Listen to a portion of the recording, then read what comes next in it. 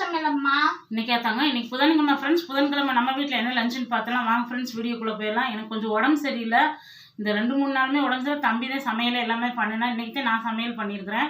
முகமெல்லாம் நல்லா வீங்கிருச்சு ஃப்ரெண்ட்ஸ். அதனால தான் எதுவுமே வீடியோவும் போட முடியல.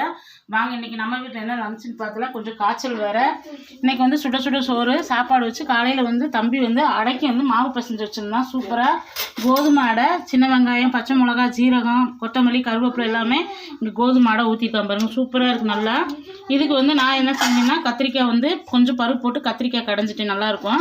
இங்கே வந்து நல்லா அரைச்சி விட்ட ரசம் எப்பயும் போல்.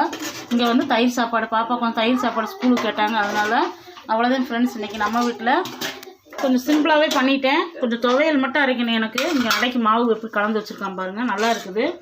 நல்லா கோதுமை மாவு அடை. இதேமாதிரி நீங்களும் செஞ்சு பாருங்கள் ஃப்ரெண்ட்ஸ். செஞ்சு பார்த்துட்டு சொல்லுங்கள். ரெசிபி வேணுன்னா கேளுங்க, கண்டிப்பாக போடுவோம். நம்ம மசாலா எல்லாமே இன்றைக்கி இல்லாட்டி நாளைக்குள்ள நம்மளுக்கு வந்துடும். நீங்கள் வாங்குங்க. எனக்கு கொஞ்சம் உடம்பு சரியில்லாதனால நான் எதுவுமே செய்ய முடியல ஃப்ரெண்ட்ஸ். ரொம்ப முடியல. இப்போ தான் நல்லா இருக்குது. இந்த 2 நாள் தான் போன வாரம் வியாழத்துலேருந்து கொஞ்சம் கொஞ்சமாக உடம்பு சரியில்லாமல் ஆயிடுச்சு. ரொம்ப ஹாஸ்பிட்டலுக்குலாம் போயிட்டு ஊசியெல்லாம் போட்டுட்டு இன்றைக்கி கொஞ்சம் நல்லா ஆகிட்டேன். அதனால தான் சென்னையிலேருந்து ஆரம்பிச்சிடுவோம் அப்படின்ட்டு. இன்றைக்கி திருமண நாள், பிறந்த நாள் கொண்டாடுற அனைவருக்கும் நம்ம யோகா சேனல் சார்பாக எல்லாத்துக்கும் வாழ்த்துக்கள். சேஃபாக கொண்டாடுங்க, சேஃபாக இருங்க. எல்லாருமே சேஃபாக இருங்க. நாளைக்கு வீடியோ நாளைக்கு பார்க்கலாம் ஃப்ரெண்ட்ஸ். Bye friends, thank you.